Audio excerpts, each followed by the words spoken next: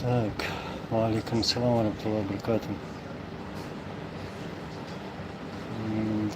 Чуть-чуть подожду.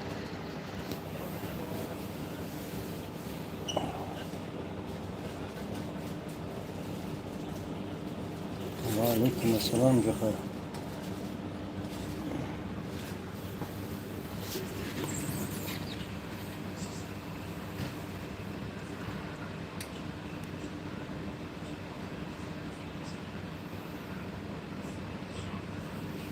Шо думаешь?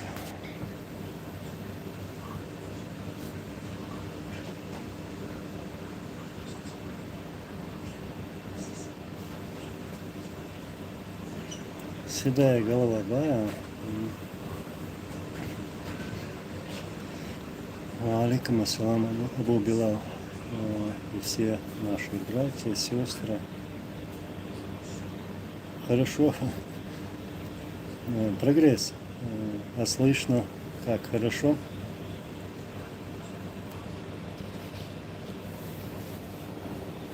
Так, алейкум салам.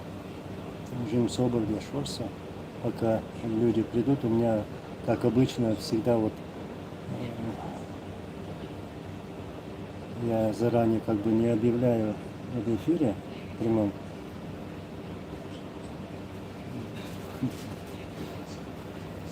Джахар. Торп, Алла, вы честно отвечаете на вопросы? Да, честно отвечаю на вопросы. Ненавижу лицемерие, ненавижу ложь. Так что я готов ответить на любой вопрос. На провокационные вопросы я не отвечаю. Обхожу их стороной.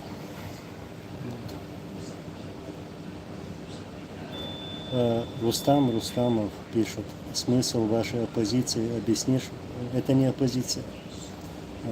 Я не считаю себя оппозицией, не считаю частью какой-либо оппозиции. Так, Торп. Хотел бы задать такой. Хорошо, посмотрим. Так, Мира 2000 Анзор, как прошла демонстрация Жимов Халарея.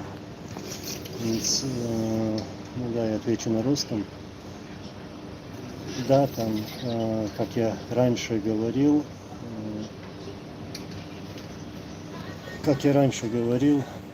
там были не только чеченцы на этом митинге напротив российского посольства, там были и норвежцы были, и там из других стран тоже. То есть стали вместе с нами. Все прошло хорошо. Алхамдулилlah. Улай, брат, я даже не знаю, Мухаджир пишет, спрашивает, сколько людей пришло, я не могу точно сказать количество людей. Вот тут, да, Торп спрашивает, какую цель вы преследуете в своей деятельности? Моя цель, ничего здесь личного, конечно, нету, как ты можешь это видеть. Она видна, у меня нету никакого камуфляжа. Я говорю как есть, показываю как есть. Вот. Показываю, говорю то, что происходит и происходило на моей родной земле. Вот что я делаю. Алейкум ассалам, Зелим. Тут Нурба спрашивает, если Путин умрет, что будет с Кадыровым? Ну, как я всегда говорю, его не будет просто. Не будет. Кадырова не будет. Он зависит сегодня от Путина, от его воли, от его хотения. Вот.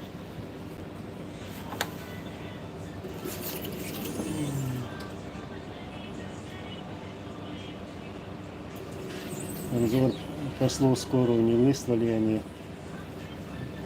полиция там была. Кстати, скорую тоже видел там. Не знаю, может для него, может не для него. Побрег 05, алейкум салам, брат из Дагестана.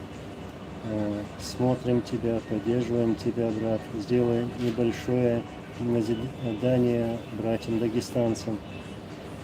Ну, как я всегда говорю, нам всем, не только дагестанцам, нашим братьям, но и другим нашим братьям нужно быть осторожными сегодня, потому что многие сегодня поднимают разные темы, провокационные темы, чтобы нас всех рассорить.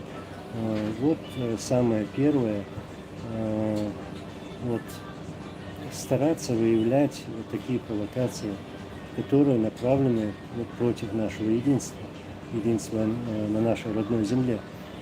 Для меня разницы нет, какая земля это, ну, скажем, про Дагестан, я считаю своей родной землей, считаю также Грузию, Ингушетию, другие земли, это Кавказ, это наша общая родная земля.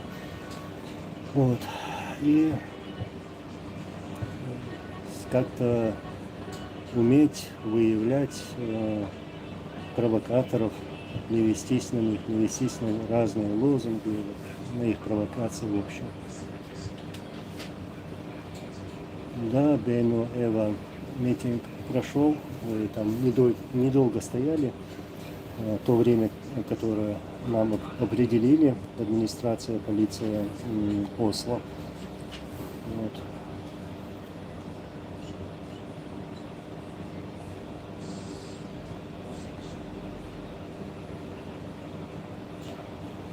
Торп, конечно, можно дополнить, задавай вопрос, я, иншаллах, постараюсь ответить на него.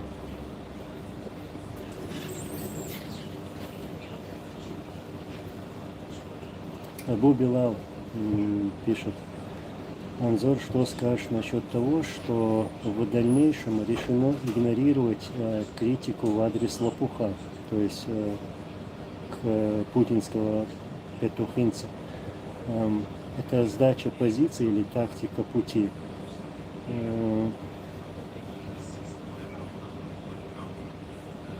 Я считаю, что Путин вызвал Кадырова в Москву, чтобы обсудить две вещи. Те события, которые разворачиваются вокруг Украины, и эти преступления, последние преступления, захваты заложников. То есть, наверное, он там помахал ему пальцем и сказал, наверное, Путин Кадырову сказал: ты там поосторожнее, там не слишком зажимаете, не слишком закручиваете гайки. Вот. Да, это их тактика. Они будут там пытаться как бы якобы игнорировать критику там или там обсуждение этих преступлений, но полностью проигнорировать они не смогут. Не смогут и не сделают этого. Добро пожаловать в Ольга Тайм. Агент вчера Массерадора Лариску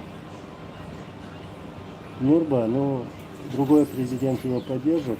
Я считаю, что да, поддержит, потому что, насколько мы видим, мы все видим, политика в России не меняется.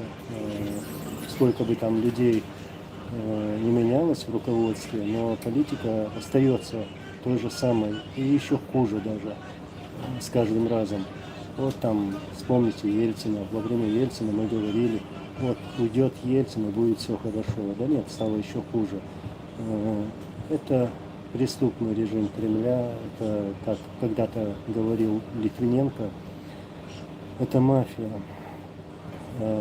которая управляет Россией.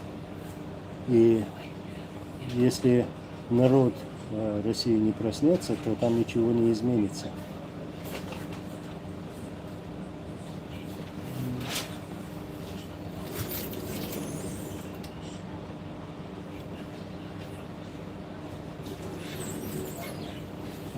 Так, Торп, м, на что вы рассчитываете? Ну, освещаете события и так далее, но в любом случае должна же быть цель, иначе это же просто разговоры. Моя цель это такая же цель, как и других чеченцев. То есть я хочу, чтобы наша земля была деоккупирована и чтобы чеченцы жили свободно. То есть я хочу своими действиями принести какую-то пользу для этой цели, чтобы все вернулись на свою родину, мы чеченцы, и жили свободно, чтобы человека уважали, без разницы, какой он национальность или какой он религии, чтобы была свобода, чтобы человек мог высказать свое мнение, чего нет сегодня в путинской Чечне. Вот такая у меня цель.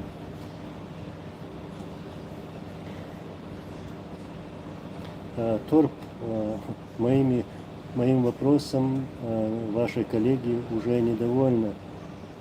Ну, почему недовольны? Спрашивает, я постараюсь ответить. Иншаллах.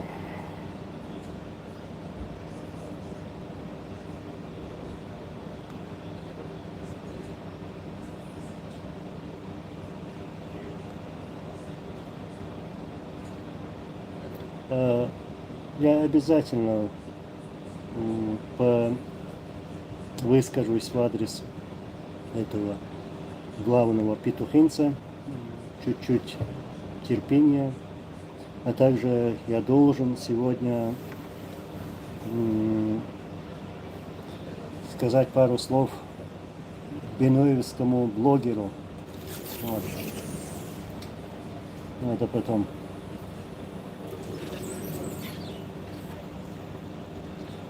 Торп, почему ты считаешь, что действий нету? Вот ты пишешь, но как долго придется делать эфиры, если без действия? Почему? Я не только эфиры делаю. Вот, вспомни прошлый год, то, что я обещал, я обязательно, иншаллах, это сделаю. Выхожу на публику, бываю в разных странах, встречаюсь с людьми, обсуждаю все эти темы. И много вопросов, которых я сейчас не могу говорить в прямом эфире. То есть на этих личных встречах легче обсуждать такие вопросы. Я прекрасно знаю, что здесь сидят петухинцы. Вот. Это наши враги чеченского народа. Это путинцы. Вот. И они против наших действий, против нашей работы, потому что им эта работа невыгодна, потому что мы освещаем, говорим про их преступления против человечества, против чеченского народа. Анзор, Джахар пишет, Анзор, Иса Мусаев давненько не видно. Ну да, я что-то тоже давно его не видел. Я надеюсь, что у Исы Мусаева все хорошо, иншаллах, здоровье и во всем.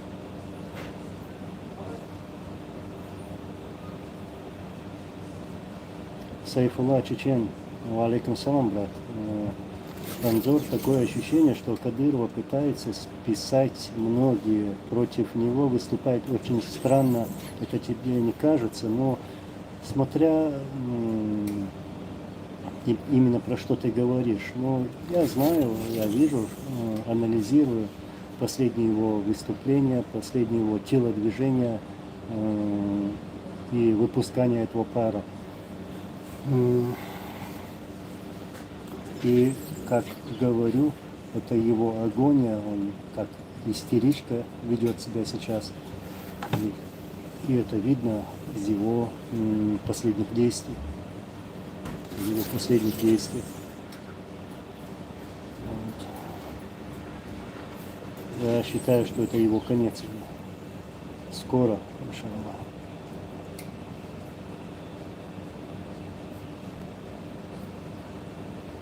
Торп, ладно, извините за беспокойство. Это было простое любопытство. Пишешь ты, да нет, все нормально, все хорошо, тоже не беспокойся. Гасан Алишихов, как видишь будущее Кавказа? Валлахи, брат, знаешь, моя мечта, будущее Кавказа, я скажу так, что я хочу его видеть единым, чтобы мы были хозяевами нашей родной земли, чтобы никто не посягал на честь наших народов, на наши земли, на наш Кавказ, в общем, и чтобы мы были хозяевами, и только тогда мы можем быть сильными.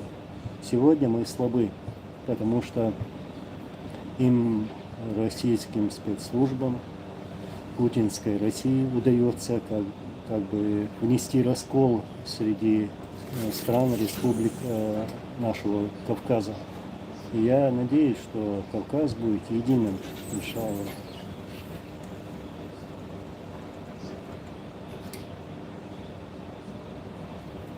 Эстелла, почему народы Кавказа не могут договориться между собой без вмешательства России или других государств, например, той же Турции? В XIX веке тогда была Османская империя.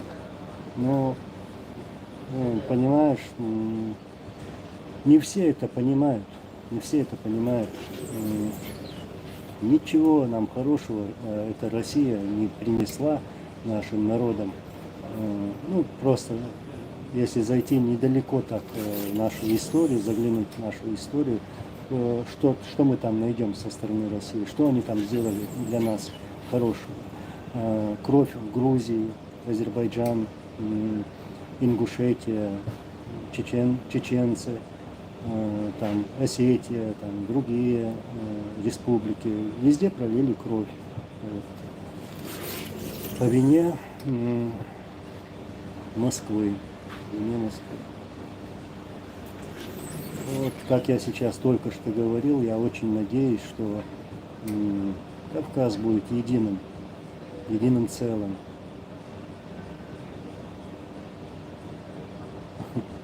Торп, я тебя блокировать не буду, я обещаю. Никаких проблем с этим не будет.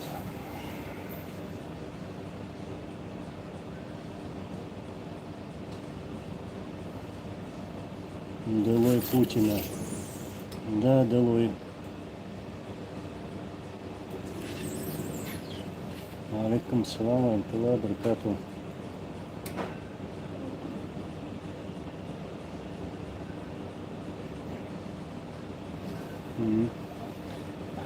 Кавказ, Анзор, этот торп просто хочет, чтобы быстрее взяли автомат. Для него это действие. Ну, пускай берет свой автомат, что поделать, но нельзя призывать других людей каким-то действием таким. Я лично боюсь этого делать. Как вы знаете, я ни к чему, ни к войне, ни к революции, ни к чему не призываю. Я всегда призывал и буду призывать, чтобы люди наконец открыли глаза, чтобы люди вышли из того страха, в который мы сами себя загнали. Вот.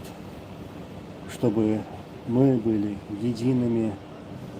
Вот чего я добиваюсь и что я говорю. А другим действиям я никого не призываю.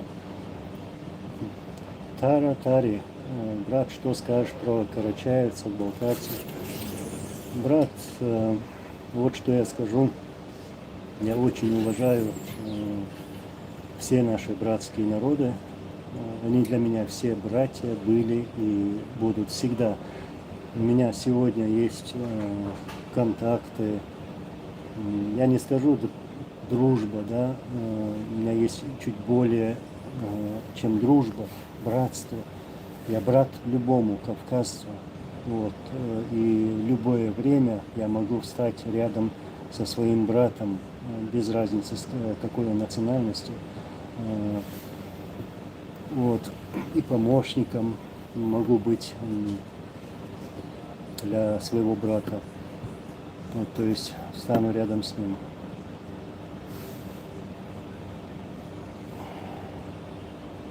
Алейкум салам.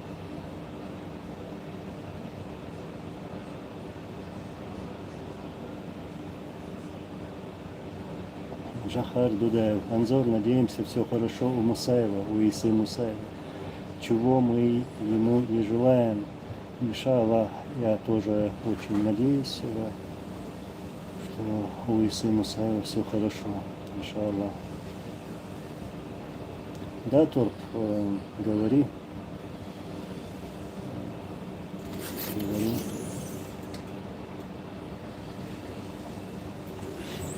Адам Тумхо. Алейкум салам, Саваш. Аллах рейсву. Массу бусал тагва, варвай, Аллах.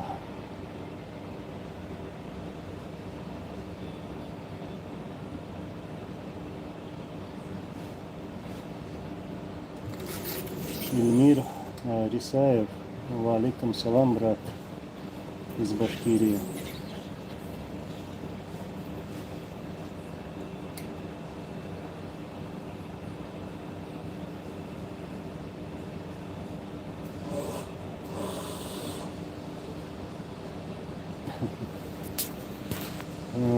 Торп Ау. Есть среди вашего движения лидер Ичкерии, про которого можно сказать публично. У меня по этому поводу свое личное мнение. Я об этом скоро скажу. Недолго осталось, я обязательно сделаю этот материал. Вот. И выскажусь по этому мнению. Так что следи за каналом, за видео. Иншаллах, скоро выскажусь.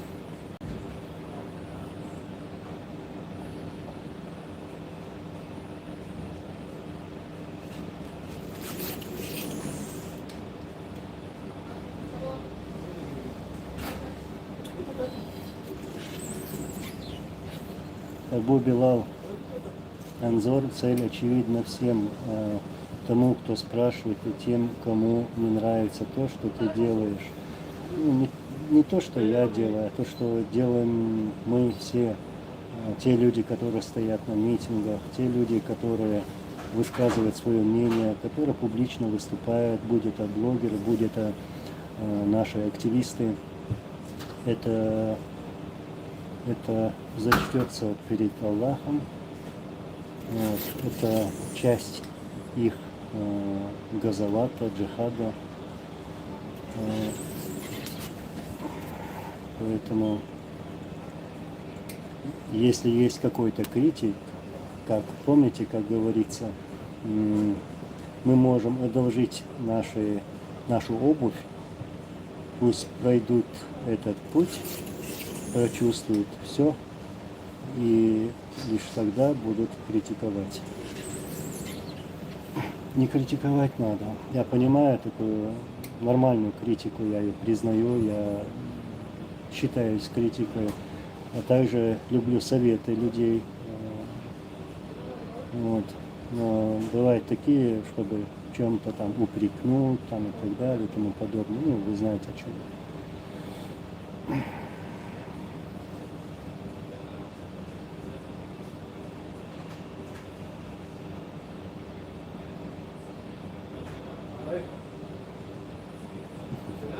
Кавказ.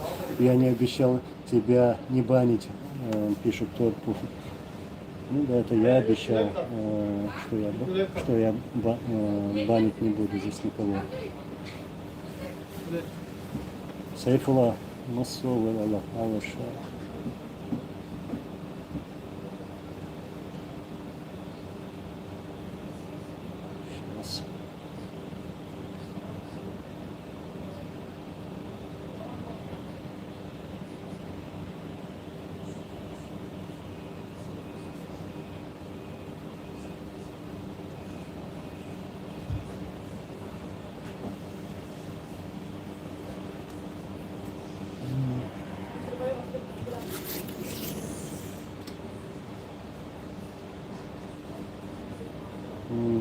поддержку из Японии пишут. Очень приятно, спасибо. Держимся, всегда держались и будем держаться всегда. И никто нас не сможет покорить и заставить нас замолчать, кроме Аллаха.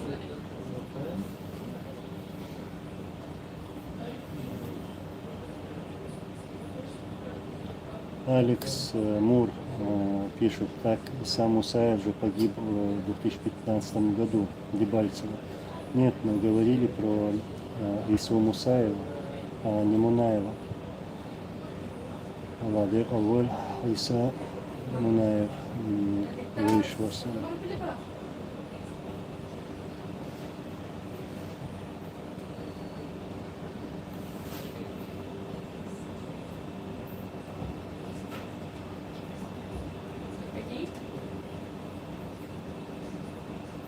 Так.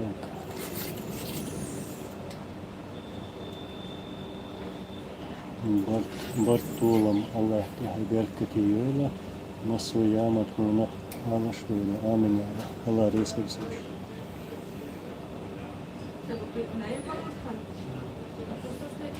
Так, ламанху. Саваш. Ну, коза. Так.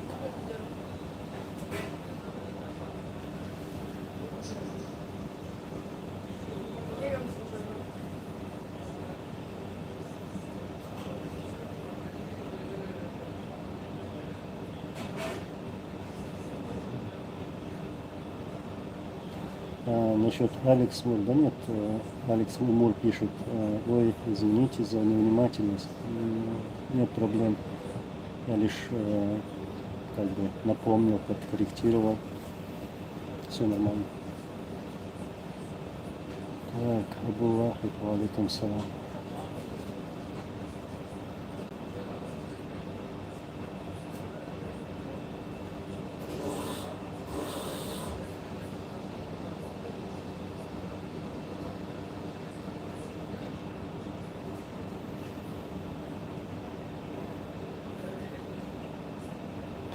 Абу Вахид Анзор на Машу запреты Путина не действуют. Ты про Магу, про Машу Хамбиева. Но я потом выскажусь в адрес этой Маши Хамбиевой.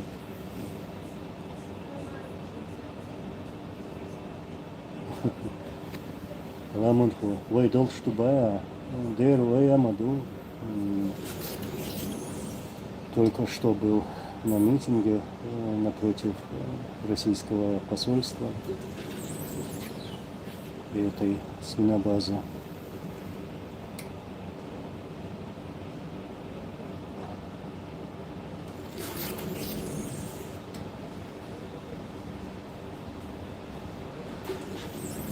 Абу Вахид только успевает свои ролики выпускать. Мне интересно, а делами единорогов, то есть, Единой России, когда она занимается. Я не знаю, когда она успевает и когда она, эта Маша Хамбиева, успевает. Но он делает то, что ему скажет Кадыров, наговаривает на наших павших воинов, которые воевали против российских оккупантов. Вот. И он лишь показывает свой уровень перед народом, перед Аллахом.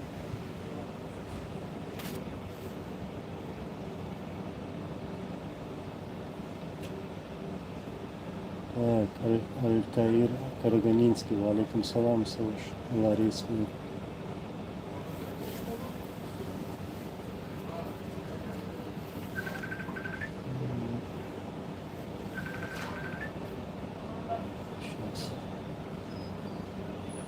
Алло.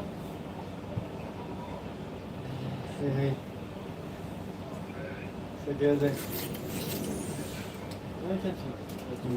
Читаю ваши комментарии. И по ходу жду людей, Så, а потом уже выскажусь. då kör vi. По теме, есть тут Vi пару får тем. tur idag. Det är kanske då. М, Ja. Vad säger vi Laga? Мухочер, алейкум салам, брат, наш падишах Эммануэль Ja, la vida Рахмонов loca de la web. тоже научился похищать женщин. Ну, вот наше это существо, Nej, морально убитое, тоже уже jag давно, följer den att du уже är pensionär. 20 лет, как этим занимается, Ja, ja. Ja, men похищает женщин, No. истязается, там, пытает Nej, их, nej, nej. убивает Finns их. inte, finns inte. Вот. Förstått dem mot att... Helt ut.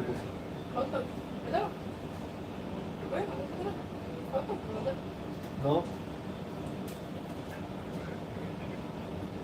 Magalang sa Malata. Раб Аллаха, алейкум салам, амин, Аллах, амин. Nej, nej, nej, jag känner inte det. Nej, nej, nej. Det fixar sig också. Inte på ditt eller. Анатолий Андреевич, Анзор, Du kan plötsligt vara ärlig. Анзор, есть там у тебя близкие друзья из Jag vet, Кавказа? den plötsligt, den ser ganska ofta. Да, конечно, есть. Разных Men det национальностей. kände ganska ofta. У меня, как я раньше сказал, не только друзья, но я их считаю братьями своими. Вот. Есть No. Quedan, me quedan, no не vet. только здесь, в Норвегии, но и в других странах поддерживаю связь. Nej. Ska också fräscha mig upp. Inte för din eller där då. Men jag ska klippa håret, fixa skägg. Jo, jag har... Şimdi ne skupti, tista skupti şimdi ne? Da İtalyan ulaya bayo atıyor bunu da var. Bakto böyle bakta bakto sen reklamı. Ya so beste van min nette şut hår. Adjes. Jo. На класс годы. Тогда вас шаваб, тогда он были парламент, не на шаваб. Тут недалеко шумный парень сел. Не, vivo годы. О, с подвела.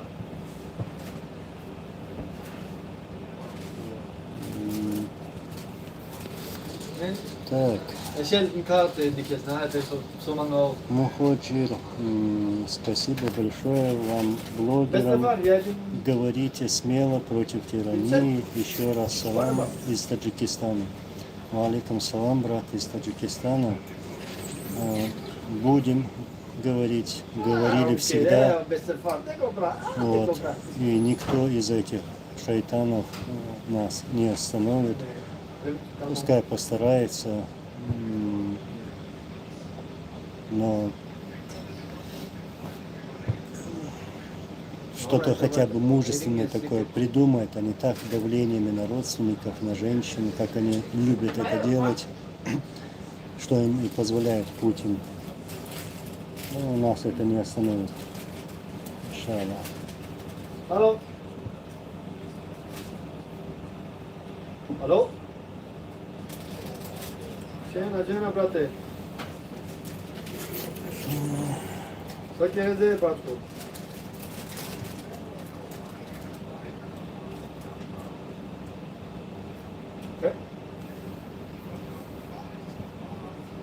Модель. Ну? Так, сколько я тут? 34 минуты, да? Что стачи град? Юсуф Собору, абсолютной справедливости в этом мире не было, нет и быть не может априори, так как абсолют лишь у Аллаха. Сапочинан? А в этом мире мы стремимся и призываем лишь к относительной справедливости. Ну, вот. Я полностью согласен с тобой. Мы живем в этом грязном мире, в котором не было и не будет справедливости. Ее просто не будет. Но будет потом, иншаллах. Вот там она будет. Это справедливость. Не, брат, ты можешь skoczyć to nam? ce l'avem că te mobilă. Дома не болтуна, да? Și acum, Ну, я могу вежливо попросить, mai пускай poți говорит. la povă, tai pe Ne mешает. din la pensia.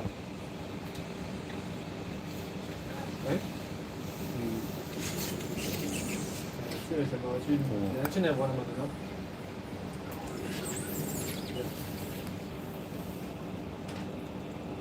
그러니까 부부살로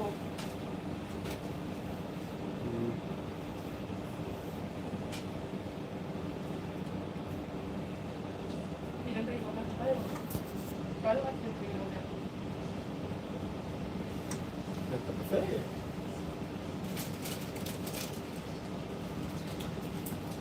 Да, так, Анатолий,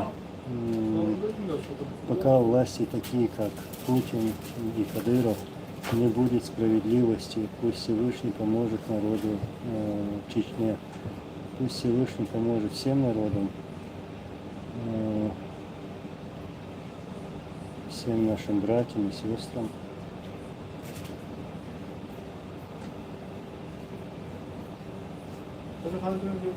저? 니도요. 저? 저 가봐. 물 말했구나. Барт Тулам, Анзор Закаевца, связь Латош, Цана Эфирьяш, Волх Пунцабуаш, Омана Хазахитар, Мадара Шубарт Хильчи, с Цанция Барт Гаханбац, я Муавизи, и Халита Кахлюк Шу, своих девушек дешу, дедолшу, цани дохала ва лукшавац, цайола, цмунафикшн, луг цадалика, шцабилика. Цундера сона хайнца вахин, са камел да ищу, дешу, ка эфир елучуна, иншалла, совол шаук.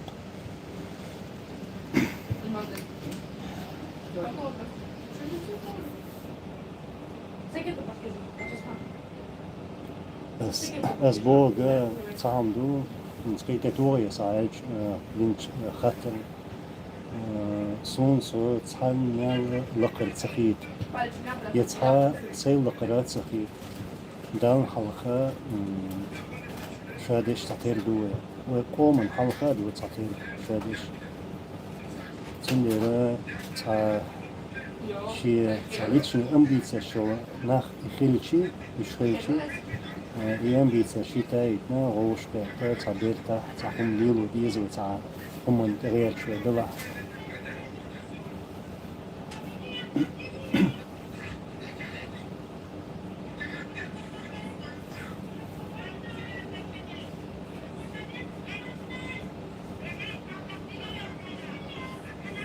Так, я даже не успеваю читать троллей Кавказ, как я понял. Уже тролли зашли, ждут, пока я что-то скажу. Но я сейчас скажу, я приду к этому. Я же, если выхожу в эфир, не просто так выхожу.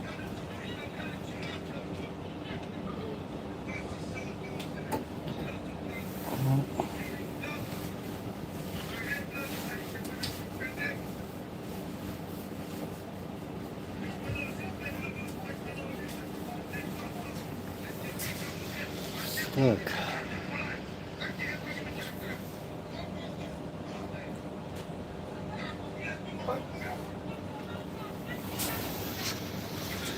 Ну вот сегодня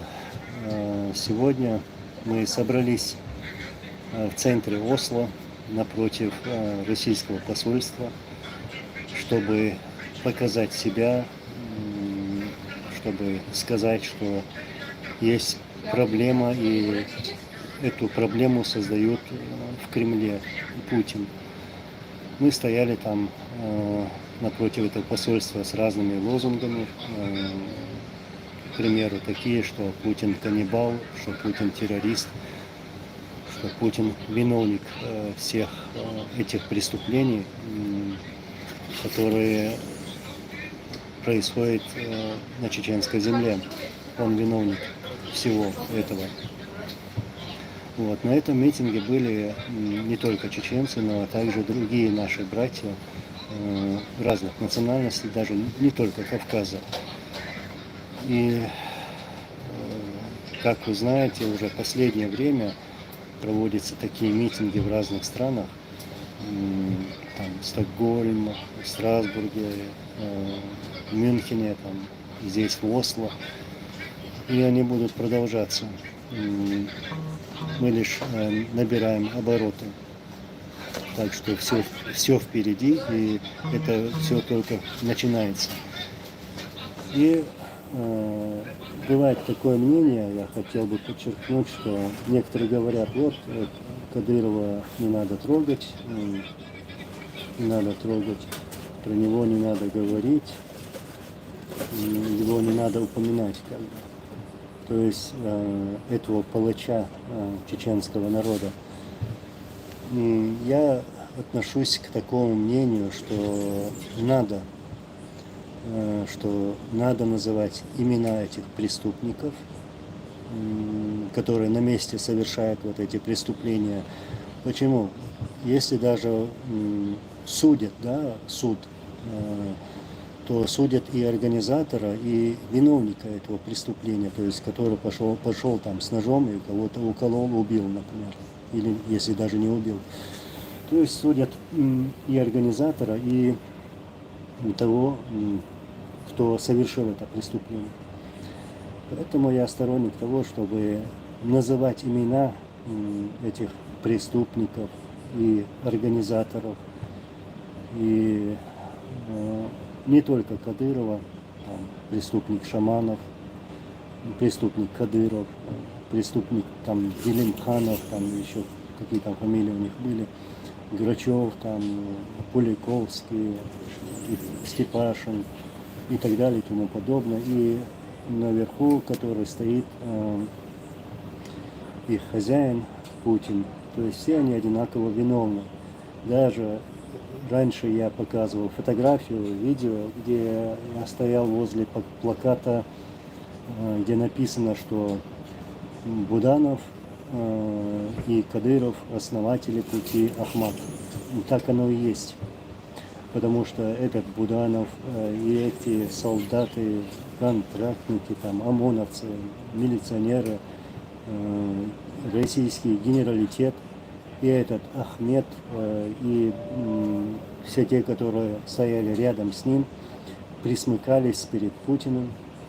Это те, которые устанавливали вот эту систему, которую сегодня они так с гордостью называют путь Ахмета. Путь Ахмета – это путь предателей, путь мунафиков, который истязает чеченский народ. Ну, когда у нас в истории было, чтобы вот так издевались, публично издевались, чтобы так публично унижали стариков, пожилых людей, которые на себе испытали депортацию насильственную, которые потом испытали 2 войны, и этих людей сегодня унижают публично. И все эти случаи, когда убивали, также публично унижали чеченских женщин. Вот как они строили этот путь Ахмета. Ну, на самом деле путь Путина. Виновник-то Путин. Он же позволяет, он же установил вот эту систему на нашей земле, он же финансирует этого ушлепка, он же прощает этому ушлепку вот эти все его преступления. Мы все прекрасно знаем. Я даже вот в последнее время, когда вот встречался с нашими людьми в разных странах, я даже видел тех людей, которые находились в этих концлагерях Кадырова, путинского петухинца. И даже встретил таких людей, которых лично этот ушлепок Кадыров пытал. Я с ними тоже разговаривал. Я также встречался с нашими братьями, которые воевали против этого режима путинского, против российских оккупантов. Встречался с нашими братьями. Они живут в разных странах. Вот. И провел много встреч с нашими братьями. То есть мы обсуждали разные вопросы. И вот еще раз хочу подчеркнуть, что мы должны говорить про всех этих преступников. И еще мы, вот, я говорю сегодня о проблеме на чеченской земле, что мы, чеченцы, должны убить этот страх, в который нас вогнали. Наши предки в такое состояние сами себя бы не загнали. Вот что я знаю. Нам нужно вставать, нам нужно говорить, нам нужно показывать, что мы есть, и что мы не позволим, что и говорить даже то, что придет день для этих ушлепков, и вместе с Кадыровым, с этими и другими там петухинцами, что придет день, когда им придется ответить нашему народу за все их истязания, за все их унижения, за эти убийства, за эти пытки. Вот. Так что про этого ушлепка надо говорить. И то мнение, я как-то раньше тоже высказывал это, что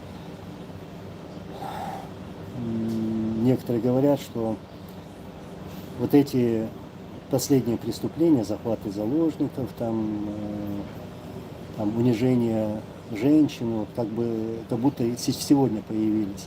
Нет, они даже не прекращались. Уже более 20 лет, как они пытают. Мне неудобно перед вами вот так рассказывать про эти пытки. Изощренные, извращенные пытки, которые они совершают над женщинами, не только над женщинами, но и над другими всеми, над пожилыми людьми. Вот. Так что все это даже не прекращалось и продолжается более 20 лет. И средства массовой информации, зациклившись только на одном случае, не говорят и не вспоминают другие случаи. Я про те правозащитные организации, я про средства массовой информации, которые почему-то не говорят про тысячи тех случаев, когда вот убивали, пытали женщин, пожилых людей, вообще мирных, простых граждан. Вот. Надо об этом говорить. И не надо так особо зацикливаться этим правозащитным организациям, средствам массовой информации, зацикливаться на этом путинском ушлепке, на Кадырове. Нужно говорить, откуда все это идет и кто позволяет, кто заказчик. А заказчик Путин. Так что сейчас собирает там подписи, чтобы Кадырова убрали. Да, я согласен. Я за то, чтобы его убрали, посадили, осудили и наказали.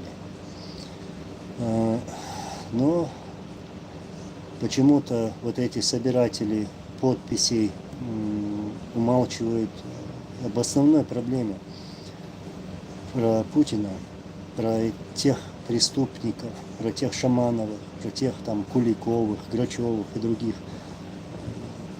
Вот почему они об этом не говорят. Когда вот они, все вот российский народ остановит этот путинский режим, тогда не будет и Кадырова, и других там всяких ушлепков. Вот что я хотел в первую очередь сказать. И проведение таких митингов, это приносит пользу.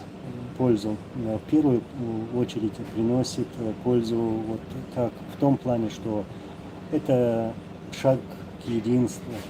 Это видит всемогущий Аллах, и Он нам лишь поможет нашей ситуации. Мы должны простить у Аллаха и пытаться что-то делать, хотя бы встречаться, хотя бы выходить на митинги, выступать. Мы должны это делать. С этого будет польза, есть польза.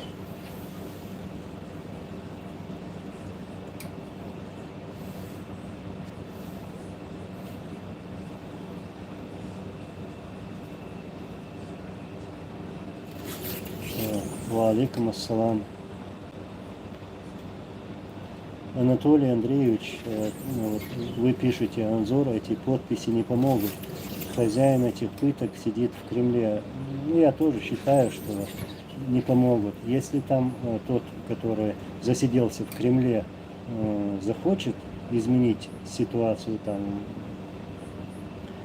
связанную с этим лопухом, то он его уберет. Как убрали его отца на стадионе 9 мая. Вот, кто может это сделать?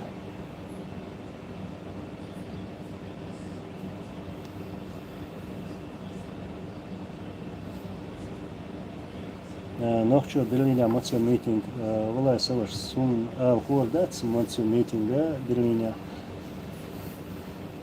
Хельч дикарю масана хельч дикарю. Кузадо хумдуй по Европе адеги сун гушдек цаумду инс шудуй вай массудуй шадерша вай нохчи камбокас отснаха шайкюкер салац саец языком та низам коту дизвай куза провокатор дақиқу дейіз, лилоштик дақиқу дейіз, ханықлар бол дейізі, дейіз дейіз, худа дейізі, дейіз дейіз, қайық дейіз, іштімді дейізі масара.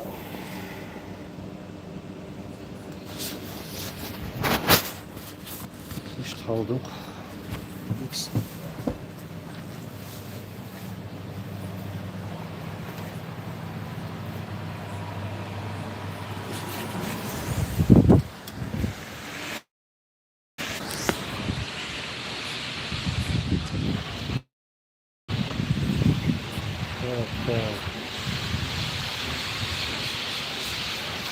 Путин бессилен, да?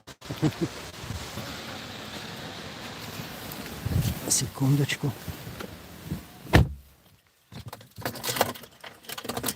Да, бессилен он.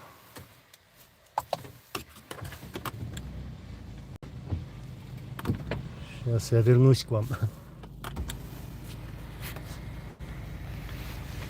Так.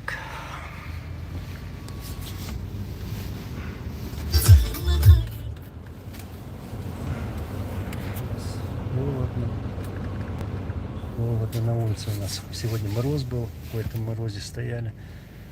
Так.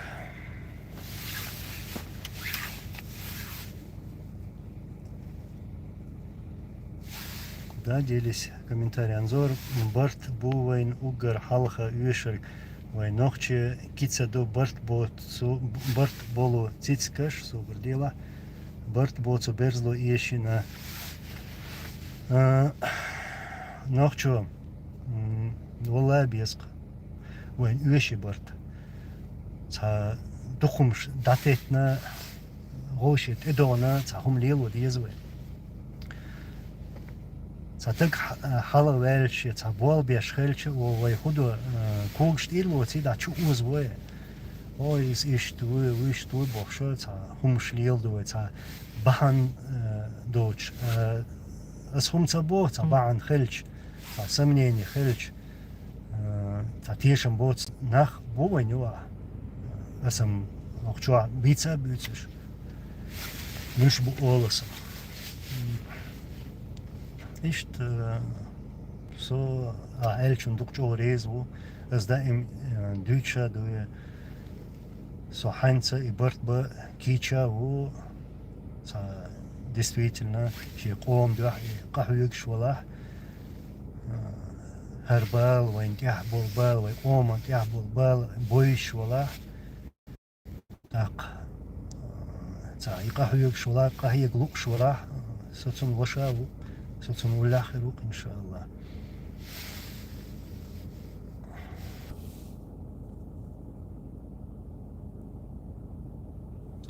Аслан, алейкум салам. Хаттер и не первый раз был. Собр делаю сейчас. Тум свой öyle шна лüş долч камилан хуэдера. Не говори, что не слышал, как он об этом говорит. Аслан, алейкум салам. Он بعدك ديزا والله دويبوش بوي سون خيسكم داتسي سون تخيزا تاق انسونا خاطر نجوا بتل سون خلخندو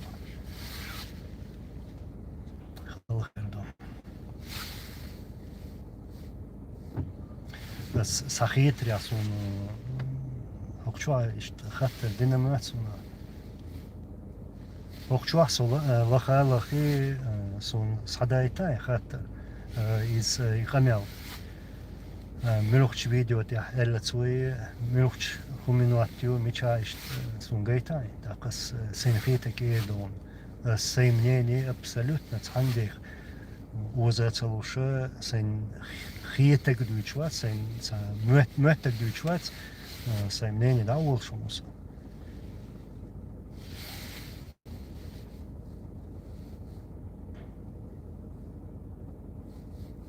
Так, прогресс. Попросим Анзора. Так, что там Марк писал тогда? Поддерживая идею эфира с Марком Фейгиным.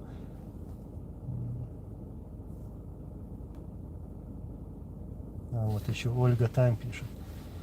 Анзор, выйди в эфир с Марком Фейгиным. Он в войну брал интервью у Аслана, твоего отца. У него всегда прямые эфиры. Пусть больше людей узнает правду. Вот я, как буквально недавно сказал, я готов не только к эфирам, я готов к встречам с любым человеком, который понимает и хочет разобраться в этих событиях, которые происходят на нашей земле. Вот. Я готов выйти в эфир или, как я сказал, даже встретиться, поговорить об этом, про события в Украине, про события даже в самой России. Обо всем этом.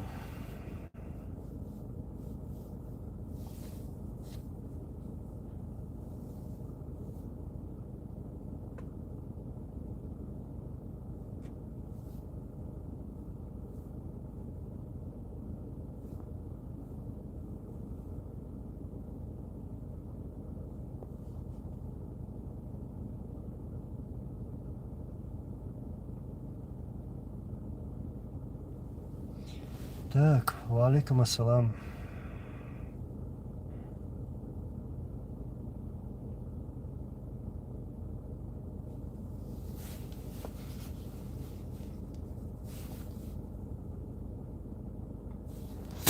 Анатолий Андреевич, вот вы пишете Асланову. Тумсо конкретно унижает Кадыровых, и это у него получается очень хорошо. Это даже не так, как цель, чтобы унизить. Ну, я разговаривал с Тумсо, вот, встречался с ним. Тумсо говорит все как есть в адрес этих преступников, путинских петухинцев. И то, что он ведет вот эту работу, Тумсо, против, говоря вот о событиях, которые происходят на чеченской земле, об этих преступлениях. Он говорит правду. А эта правда не нужна вот этим путинским марионеткам. Вот. Вот что это на самом деле. А так нет у него цели как бы унизить. У меня тоже, я тоже не хочу никого унижать. Даже этого ушлепка. Я не стараюсь как-то вот целенаправленно его унижать. Нет, не в этом дело. Просто говорю вещи как есть, называю своими именами. Вот.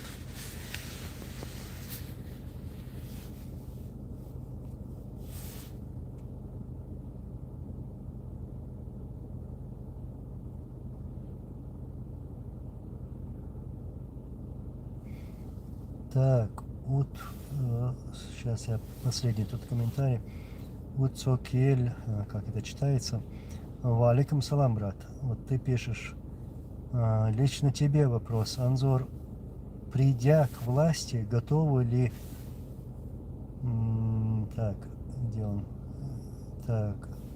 Придя к власти, готовы ли внести осуждение в адрес генерала Дудаева за его отправку Басаева в Грузию в 1992 году? Придя к власти, кто придет к власти? Здесь я не понял. И второй момент. Вот, про Дудаева и Басаева и Грузию 92 года. Знаешь, брат, об этом уже много раз говорилось. И даже я много раз говорил. И даже тем более говорили наши лидеры. И Джохар Дудаев, и Аслан Масхадов, и другие. То есть это уже все разжевано. Где-то как-то мы признавали свои ошибки. Да, они у нас есть, и мы не отрицаем этого. Но нельзя нам возвращаться в те события 92 года. Зачем нам вообще это обсуждать? Неужели у нас сейчас, вот у вас, вот кто ты пишешь этот вопрос, и у нас, у чеченцев, неужели сейчас у нас не открылись глаза, и неужели мы сейчас не видим, кто виноват, кто хотел этого, чтобы пролилась кровь в Грузии, там, в Абхазии, там, в других странах, республиках Кавказа? Кремль. Вот кто виноват. И я уверен, и сегодня они сделали бы все, чтобы начать войну еще где-либо. Если это им будет выгодно, они это сделают. И не будут считаться ни с грузинами, ни с абхазами, ни с чеченцами. Когда им надо будет, они начнут эту войну. Вот. А мы в то время, и даже после этого где-то как-то, да, совершили ошибки. Вот. И нам лучше об этом не обсуждать, а лучше обсуждать те вопросы, которые приведут нас к единству на нашей родной земле, на Кавказе. Для меня все кавказцы, они для меня братья.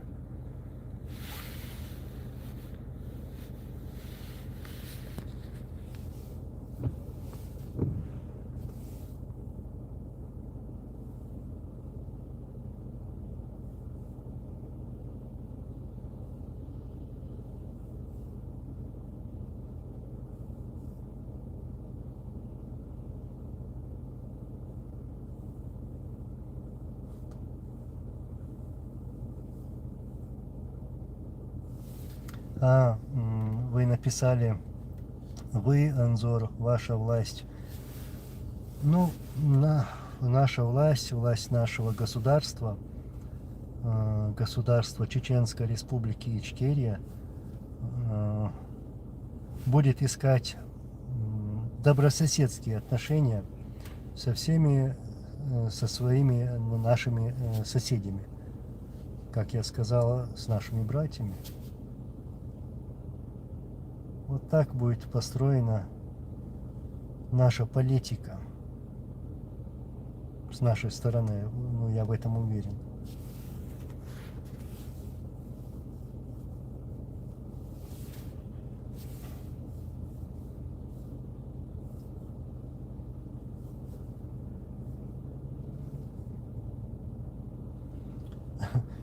У меня только что мысль в голове была.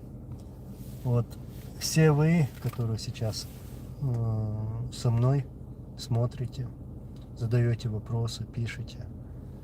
Как было бы хорошо, если бы все вместе мы смогли бы вот так сесть, видя друг друга, общаться на разные темы. Было бы очень хорошо. Ну, как бы представил. Ну вот именно, Ян Ковальский, вот ты пишешь, Анзор, батальон Басаева был добровольческий, и Джохар не посылал, это была частная инициатива. Да, я слышал, что ну, тот же Басаев, он как бы в основном действовал автономно, вот. Ну, вообще действовал независимо. Вот. Как помните, Буденновск, да, он же туда поехал не больницу захватывать, он поехал туда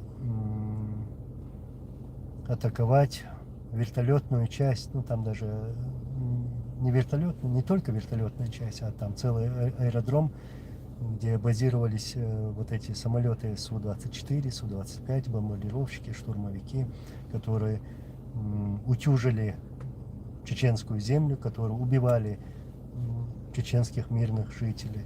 И он туда, в Буденновск, пошел, он никому не сказал. Он собрал свой отряд и пошел в Буденновск, чтобы напасть на этот аэродром.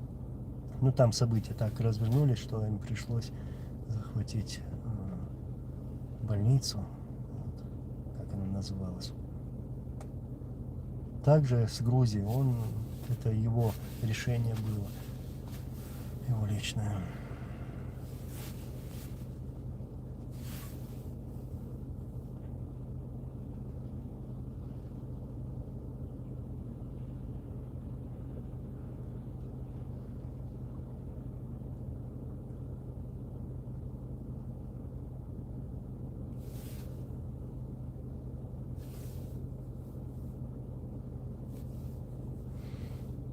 Так.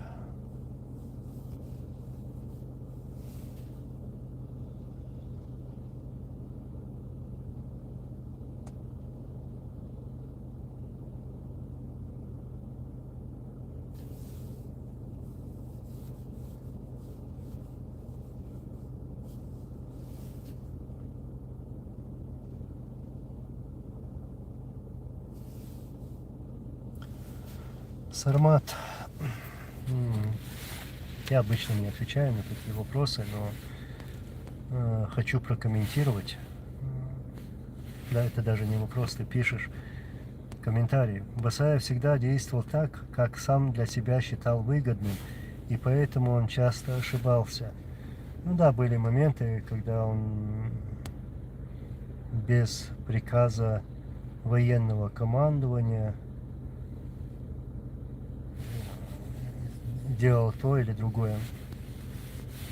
И иногда были ошибки с нашей стороны. Мы-то их не отрицаем, они были. И дай Аллах, чтобы таких ошибок больше не было у нас.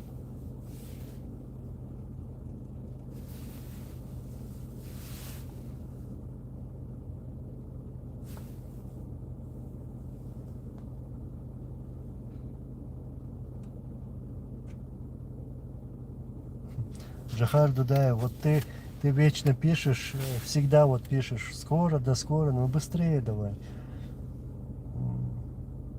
Ну что, аминь Аллах, Аллах газет кобал дольше масира.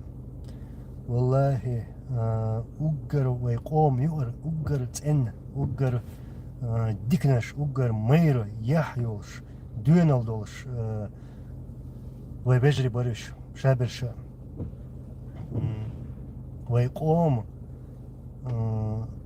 سيدري يكون هو التغنى تانيهم ال غير شويجا و أول شويجا يهم ما يات والله ياتق الله غازت قبل دولتي مسيرة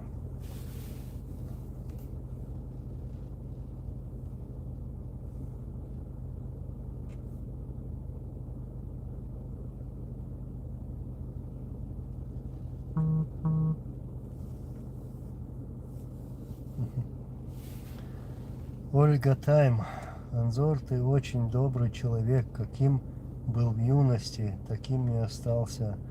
А вы что, меня в юности знали? Ну, я считаю, что я не изменился, наверное, как у меня был раньше и какой я сейчас. Очень хорошо отношусь ко всем людям, без разницы, какой он религии, какой он национальности, но презираю ложь, лицемерие, презираю предателей. И желаю им самого справедливого суда вот этим отщепенцам народа, как я сказал, этим предателям. Вот. Им таким пощады нет. Они заслужили то, что заслужили.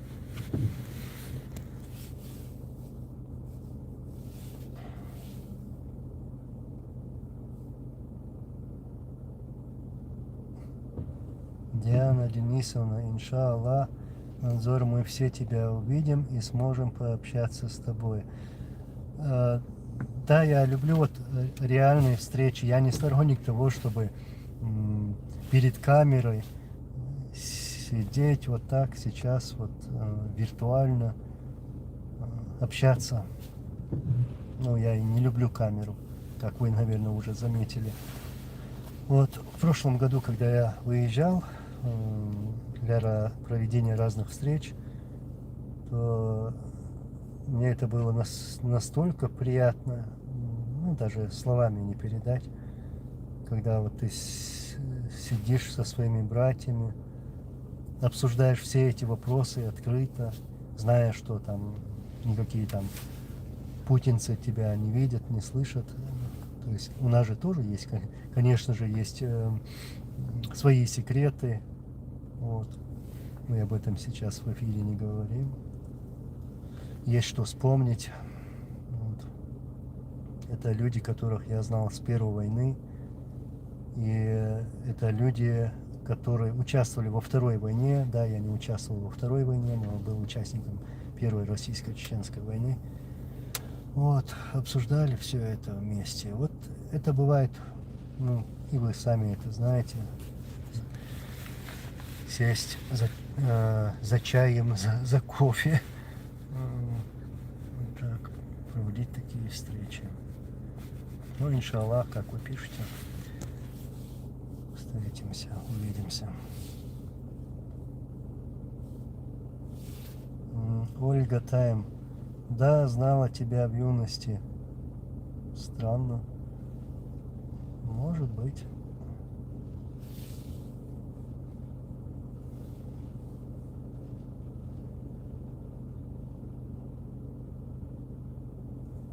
Так.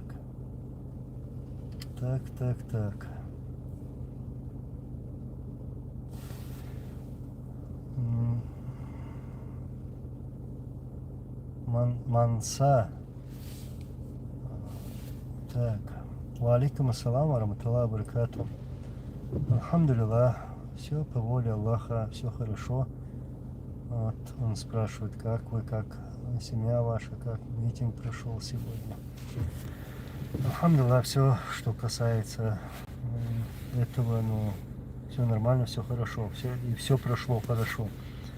Как я уже говорил, мы сегодня собрались в центре города Осло, напротив российского посольства. Вот. Обсуждали все эти события, которые разворачивается у нас дома и вокруг Украины. Вот. Мы же тоже за это очень переживаем, потому что мы прошли через это и проходим через это. На себе вот чувствуем вот этот террор Путина. Вот, стояли там с лозунгами разными, что, на которых было написано, что Путин каннибал, что Путин террорист и так далее и тому подобное. Так что митинг прошел хорошо.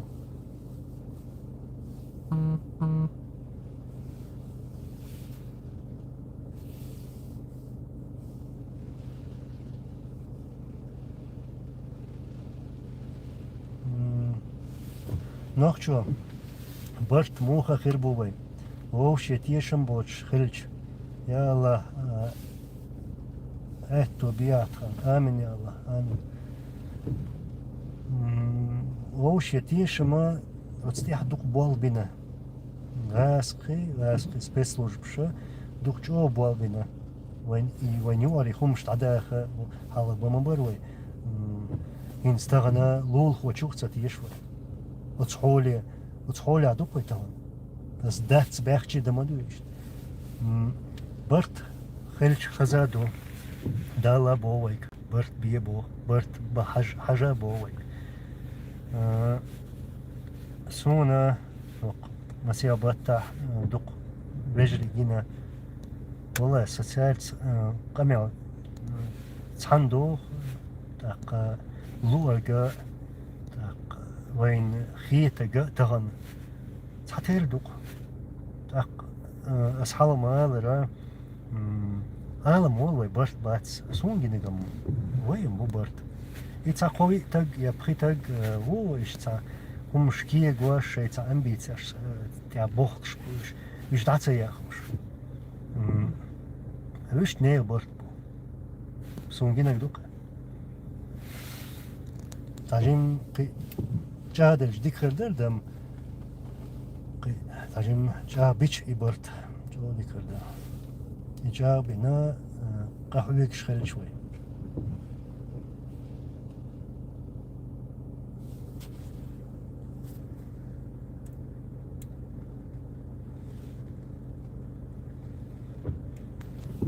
Ольга Тайм. Ну, не знаю, может быть. Может быть, я же не вижу вас сейчас.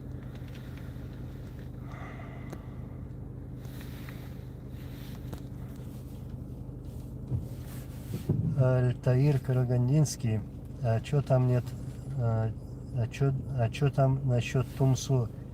Есть кому что сказать? Ну-ка, слушаем. Ну, я вопроса не понял, если честно. Так-то зачитал я его.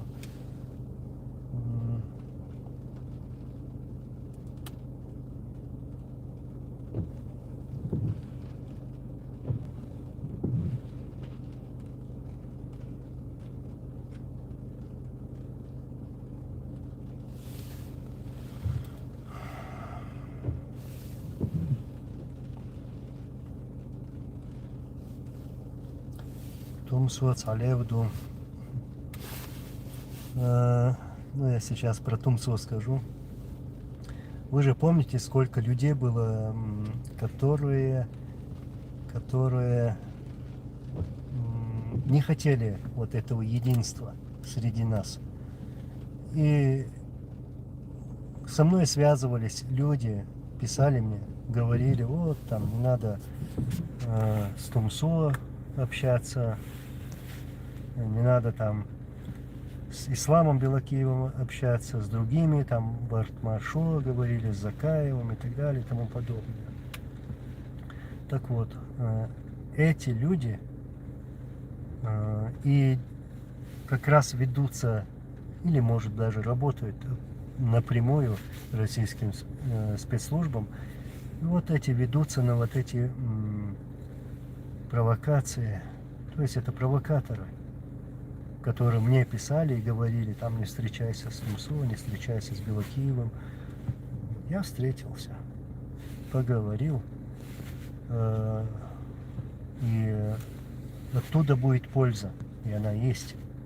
Вы просто вспомните, когда я опубликовал фотографию нашу с Тумсо или там эфир с исламом, какова была реакция их, этих петухинцев, как они там все запрыгали.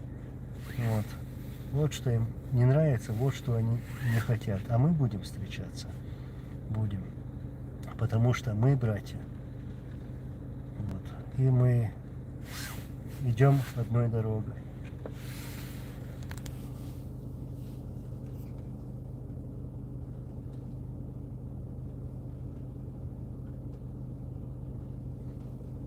Я, наверное, чуть-чуть к завершению буду идти. К завершению. Ну, знаете, еще раз я еще раз повторюсь, что есть такие люди, которые говорят, вот что не надо называть фамилию Кадырова,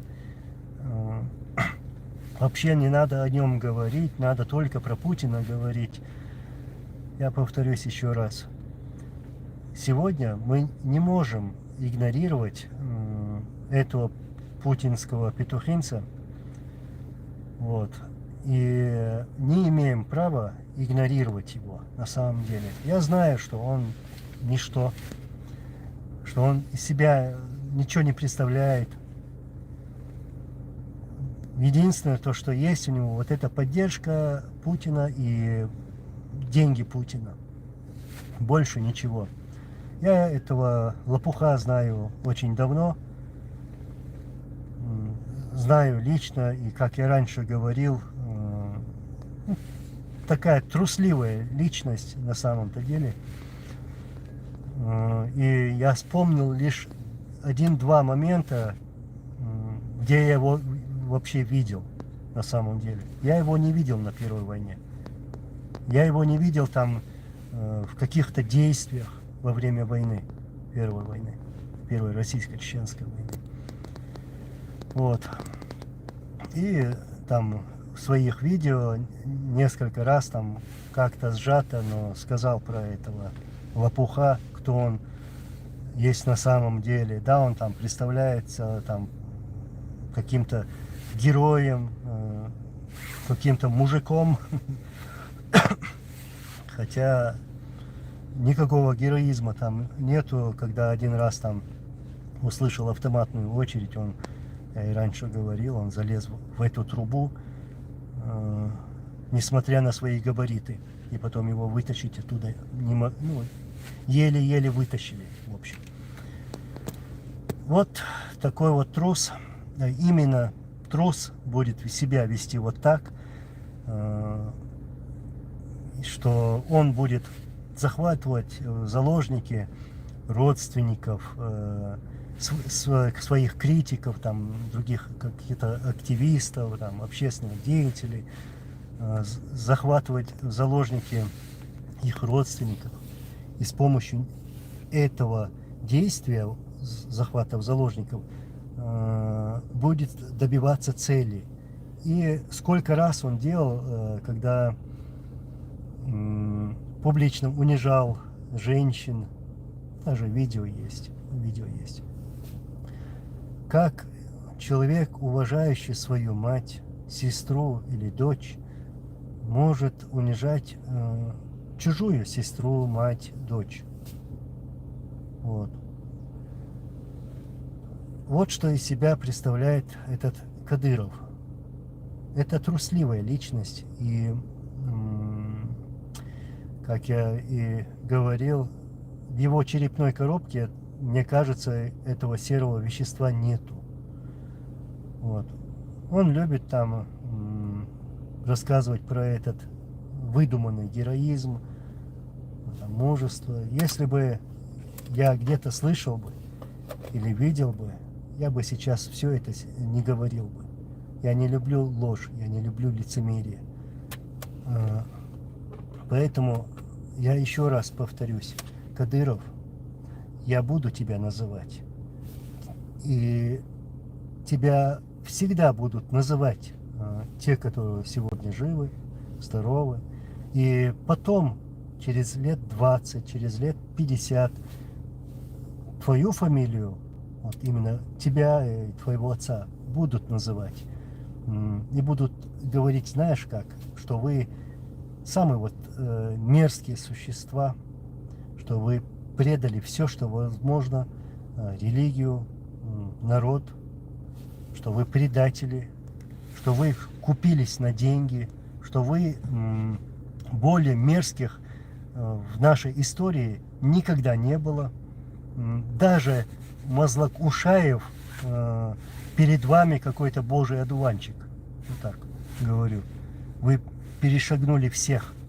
Вы позорите чеченский народ.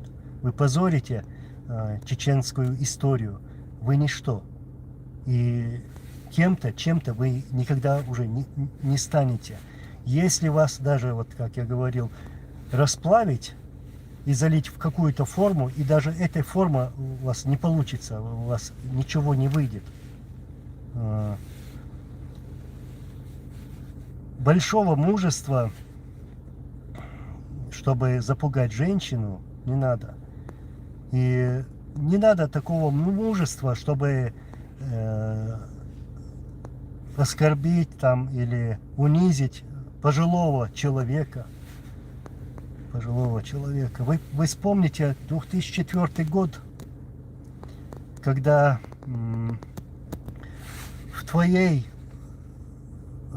тюрьме, в твоем концлагере, пытали мою тетю, старшую, ей было за 70 лет. Вы ее публично унижали перед своими братьями. Вы эту женщину, пожилую женщину, ее сегодня нет живых, вы пытались унизить не только ее, но также ее братьев, оскорбляя ее матом, говоря, вот давай раздевайся перед братьями. Вы ее избивали, вы ее хотели поставить на колени. Это все происходило в 2004 году. Вы еще смеялись, вы еще улыбались, удивляясь, и говорили, что вот мы не можем поставить женщину на колени. Вы ее не поставили на колени. Вы не смогли ее поставить на колени. Вот какие вы герои. Вот за что вы получили там крестики, нолики, вот эти медали. И вот что представляет ваш путь, этот, который называют путь Ахмета. Люди знают, что это за путь. Что за мерзкий путь этот. Путь Ахмета. Вот. И не будет меня, или там не будет другого человека. Валлахи, я абсолютно смерти не боюсь. Вот пришли мне 10 киллеров, или 1,5 киллера, или 1 киллера. Ну и что? Чего ты добьешься? Вот. Я что, боюсь этого? Вот. Мы этого не боимся, если нас не будет. Будет народ, и народ с вас спросит. И иншаллах, вам придется вспомнить за все вот эти деяния, которые вы совершали, за все эти унижения, за убийства, за пытки. Вам каждого напомнят, Я не призываю там, чтобы вас убили, но я призываю, чтобы вас наказали, справедливо наказали, и вас накажут, иншаллах, накажут. Вы зависите от Путина, и вы это прекрасно знаете. И те люди, которые с тобой там находятся в одном окружении, такие же мерзавцы, как и ты. Как уважающий себя человек может перейти на сторону врага, на сторону того, кто предал, кто убивал свой народ, как можно переходить на сторону вот России, на сторону Путина, потом восхвалять этого Путина. Нормальный человек этого не сделает никогда, даже если ему будет угрожать смерть. Вот. Вы нас там любите говорить, вот вы уехали в Европу, уехали в другие страны. Люди по всему миру чеченцы разъехались по всему миру. И по сегодняшний день уезжают от вашего террора и преступлений. И они уезжают из-за того, чтобы не видеть вас, ваши эти мерзкие физиономии, ваши вот эти преступные действия, ваши преступления, чтобы не испытывать это на себе. Вот почему оттуда выезжают. Они уезжают в первую очередь не ради денег. Да, здесь люди живут хорошо. Они работают. На 2, на 3 работают, на работах работают эти люди, чеченцы. И наш народ трудолюбивый народ. Мы это знаем из истории. И вы не имеете права что-либо говорить чеченцам, которые уехали в разные страны. Это они имеют право говорить о вас, о мерзких таких существах, которые стали предателями, врагами чеченского народа. Они имеют право вас судить, они имеют право о вас говорить и называть любым именем вас. Я не сторонник там оскорбления. Я считаю, что вы даже этих оскорблений не стоите. Оскорблений не стоите. Вот. Каким мерзким должен быть предатель, если я вам еще что-то напомню. Я это тем кадыровцам.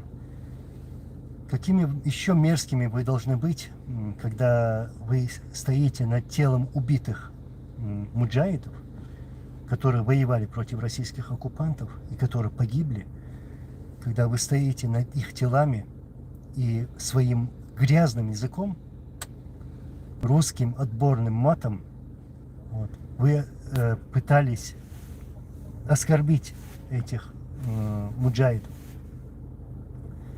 вот, пытаясь их унизить. Вы себя унизили. Вы себя унизили, а они герои. Аллах газу обалдуется, мастера. Вот. Так что, знаете, кажется,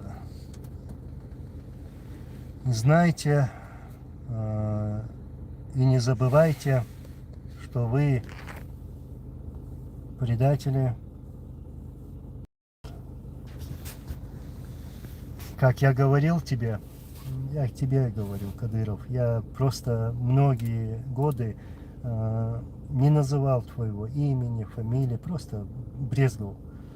Но сейчас я тебе говорю открыто. Хостег хумаяцун, хостег хум елхари, тахан лилоштег лилордацархум. Кивер кхелчи бохунас, хауэлаца бохун. Кивер кхелчи, кхечваца, самуалдиз. Нухчи зудершен текичи, цахум лилошхелчи, цунна элдер каси.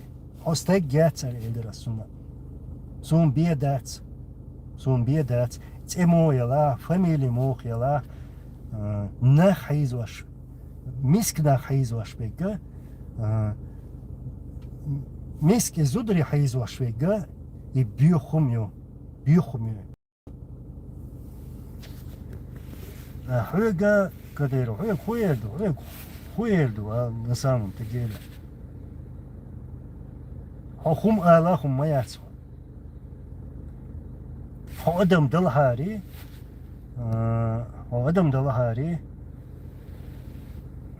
хайда вин вол мостагуй, хай нохчи ам халлак дин вол мостагуй, цан вахка вела, цан диха вела, ахчан дуай лилер вацрон. Вот. Дукас.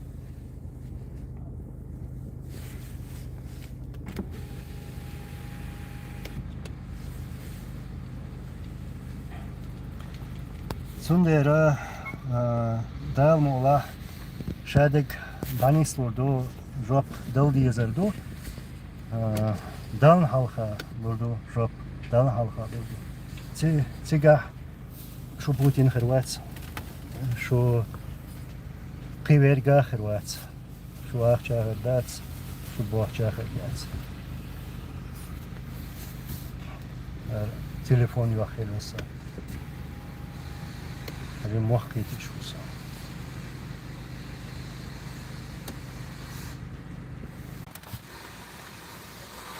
Видно меня?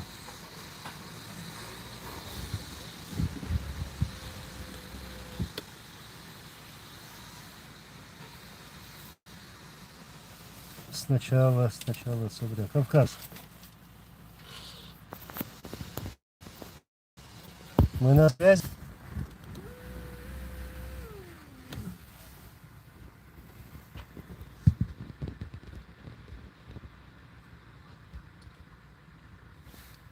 Так.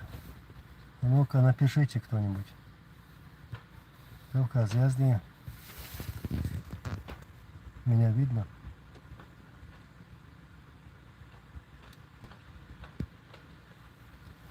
Ольга. Да, спасибо. Ну, хорошо. Ламахо. На связи.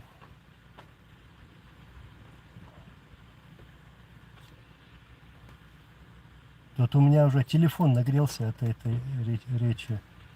Вот. Ну, что я, в общем, хотел сказать. Я это сказал из-за всех этих последних событий. Хорошо. Понял. Телефон нагрелся. Не выдерживает речь. Алейкум салам, ва баракату. Так вот, продолжу. Кадыров, Ховерик, Киверик, будь это ты или другой, для меня разницы нету, который считает себя вот таким, ну как тебе сказать, вот ты, Делимханов, там, Давудов и так далее и тому подобное. Все вы одинаковые, просто как напоминание. Мы вас не боимся и не боялись. Наши отцы вас и вам подобным не боялись, и с вами сейчас это прекрасно знаете. И не имеем права мы тоже. Мы сыновья своих отцов или братья наших братьев, которые отдали свои жизни в борьбе против российских оккупантов и которым вы служите.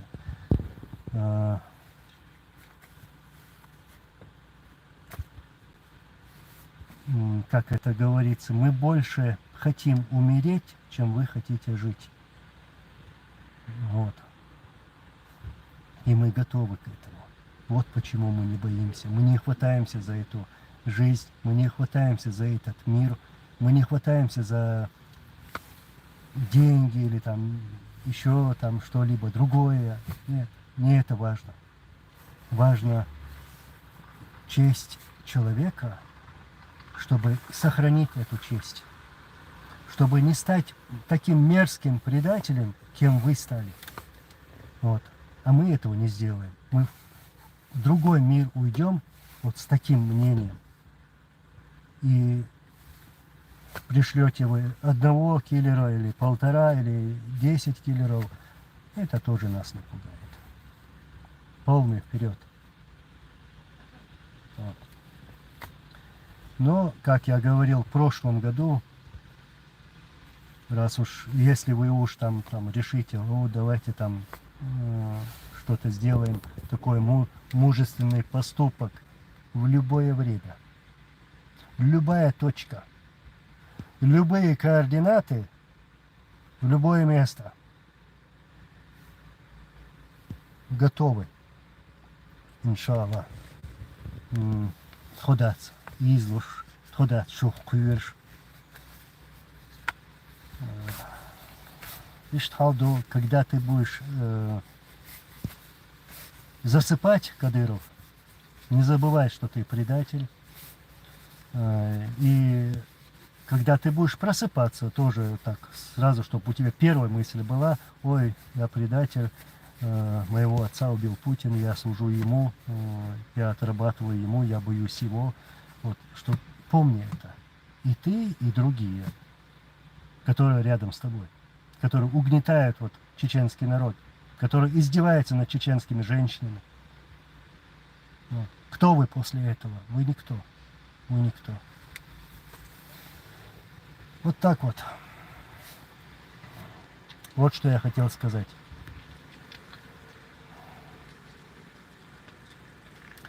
Хо Карлу чаря дац. Иншаллах. Ох, башта бир бу. Куза башт хыр бушун. Иншаллах. Ох, бир бушун и башт. И хуйш бушун. Ас ох чула хумш цадийцерха. Хо башт хуйш бушун. Хоуш дерт бушун. Оуш дагдолш душун. Дагдоир долш душун. Далмула. Кы чоч агалур душун. Дейлач алурдук. Шуну хуй тряна дац. Шуну хуй тряна дац. Мамот шуну. Шеец амши. Дац. О, той дал бог. Дала той işte belta хыл бог бежрихер. Та сүйем дюхи, та Путин дюхи, قيچهم дюхи. Иш дац тохум. Тохум дегерду. Вот. И еще один момент. Там законы Российской Федерации, тут пишет Кавказ. Так, тут Кавказ, как раз твоя любимая тема про Машу, ой, Магу Ханбиева. Тут все еще продолжает выступать Мага Ханбиев, который тоже стал трусом, Мага, да угомонись уже. Ты уже, я не знаю, ты как в ребенка превратился. Посмотри, как ты себя ведешь. Вот. Тебе самому не стыдно перед... Я не знаю, сколько у тебя детей, я им желаю здоровья, всего хорошего, но тебе перед ними не стыдно, как ты себя ведешь. Вот. Я еще раз повторюсь. Ты там отнекивался, говорил, что ты не помогал тем людям, которые принимали участие в событиях в Дагестане 99-го года. Я встречался с людьми, ты, Мага, я встречался с людьми, которые видели все это. А Национальной гвардии, из твоей Национальной гвардии, что ты мне несешь? Я с ними разговаривал, я поехал туда, чтобы с ними встретиться, с этими людьми, которые вместе с тобой работали в этой Национальной гвардии. Ты помогал, как вы сейчас называете их, террористами, да? Вот. Ты помогал, оказывается, террористам, но сейчас ты спокойно можешь работать, быть депутатом, там, быть в этой Единой России. Ты сейчас, конечно, будешь отнекиваться, у меня еще факты есть. Еще есть факты. Я тебе еще в прошлом году говорил, да заткни ты рот свой уже. Заткни свой рот. Народ знает, кто ты. Вот посмотри, почитай комментарии. Это же не я пишу, это пишут люди. Они говорят, что ты никто. Ты почитай эти комментарии. Тебе самому не стыдно говорить, что ты герой, там, ты там Басаеву что-то говорил. Я тебе даже видео выставил, где Басаев, Шамиль Басаев, затыкает тебя. Он тебя заткнул. Вот. И ты, да, ты помогал. Я даже машины, я тебе все подетально могу рассказать, но я сейчас подожду. Я не буду сейчас это говорить.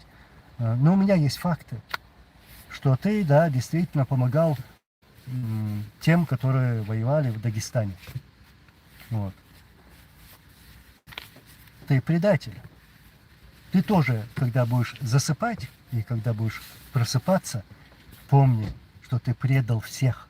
И ты, как тряпка сегодня себя ведешь, когда ты что-то пытаешься наговорить на наших героев, на наших лидеров. Хомилвар, Масхадов, Хомилвар.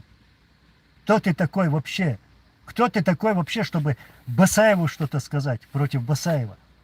Или против Бараева? Или против любого другого муджаида, который отдал свою жизнь против российских оккупантов? Ты кто такой? Вот. Я тебе рассказывал, кто ты такой. Тебя вытащить тоже не могли в Заканюрте, когда начали обстрел. Это тоже свидетели рассказывают. Я с ними тоже виделся, встречался. Они тоже это рассказывают. И говорят, что ты от страха залез, заныкался, как это говорится, и тебя оттуда вытащить не могли. Хамбиев, Мага, вытащить не могли. Ты лишь сказал, у тебя челюсть дрожала, ты сказал, а там же могут убить. Вот ты кто. А все остальное, это твой выдуманный героизм. Мага, а ты, до кегма, чем больше ты будешь говорить, я тем больше буду говорить, что твой шеф ничто, просто обычный труболаз. Труболазил. Хаки Басаеву, она пух весь такой, уже в истерике, в агонии. Все, хана скоро ему. Все, хана будет твоему шефу. Уже приближается этот конец твоего шефа и его шефа тоже, кремлевского. Иншаллах. Иштхамдук, Мага. Лучше молчи. Лучше ничего не пиши. А то я твоего этого труболаза так разнесу, что мало не покажется. Я еще там попридержал кое-что. Я его на таблетке посажу. Как говорится, на аптеку работать будет. Иштхалдук. Если ты хочешь что-то со мной обсудить, Мага, приезжай в любое место. Любое место. Чем так кудахтать в своем инстаграме. Или твой этот лопух малоумный, у которого в башке, в черепной коробке ничего нету, вообще грамма серого вещества нету. Он даже не знает, что такое третий закон Ньютона. Я пытался там его научить, там, видимо, не получилось. Вот. Вам тоже предлагал еще в прошлом году в любое место приедете, вот ты, хоть этот твой лопух, вот. Давай.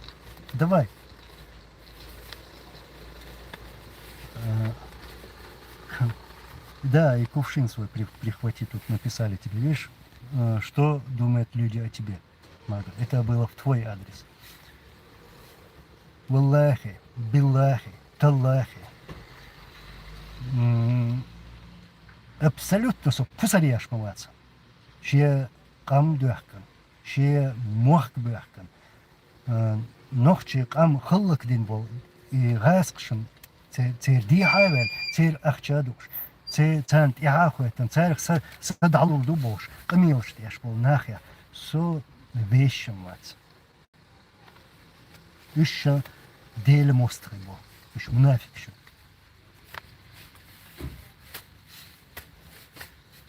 Иштхалду. Я сейчас, наверное, уже буду закруглять. За эту речь поблагодарим Машу Хамбиеву. Вот. Сегодня вообще-то хотел выйти в эфир, поговорить про митинг, про преступления, которые совершаются кадыровцами, этими петухинцами личными Путина.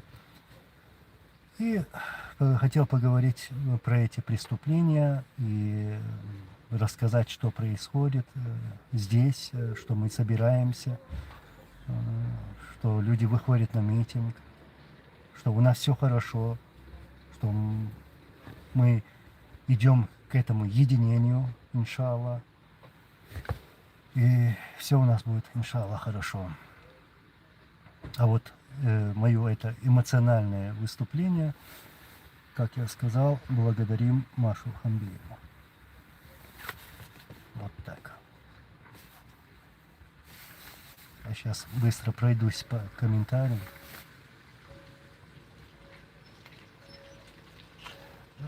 Да, не спорно, что цан герой России лавущается. Цана им шавил и перхту, зеленый цвет. Иелла. Иелла. У даишушун, хар ахчадушун, хар кахдедушун, шадик дойчтуцак. Ош бух кабела, икам хайзоша, икам кира деша, шинтамах чак дальдо кам. Цантяп, шай мейрал дойч лил шухош. تير قدات والله هرس شادك إشت هرقميال در تارق أخي ترمدوي والله دوك تلا لوق يقوش تلا لو تارق أم حيز وش تلا لو تار ميل إولاح إنت ينقل بايبير ناني جنبوه يجنق أقا سميال تغنى عادة ريزوات صح تاц момент чу сега. Ама иза наню. Цам бери наню. Цам хусам наню. Сан юа иш дукы. Цуна каду. Ака мил царлячи, мил дайгчи. Хайн инан хелчи сун цатерду. Сун сайнан иган сан хиятар дари. Ишт хият сун. Сун дер хиякш буар киир таган. Валлахи бук. Так. Дюго олас. Валлахи дусан мандаци. Валлахи нах жоп дюхар маду. Жоп дюхар. Делах му хират делах цакуирш му лилару ишт. Ихумш лилаш. Зудашен текич.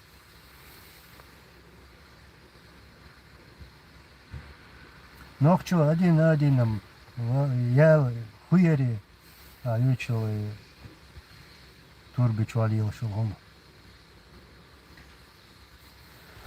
Да, сейчас вот я сейчас перейду так, ну, про Украину, да, что там происходит. Что там Путин пытается сделать.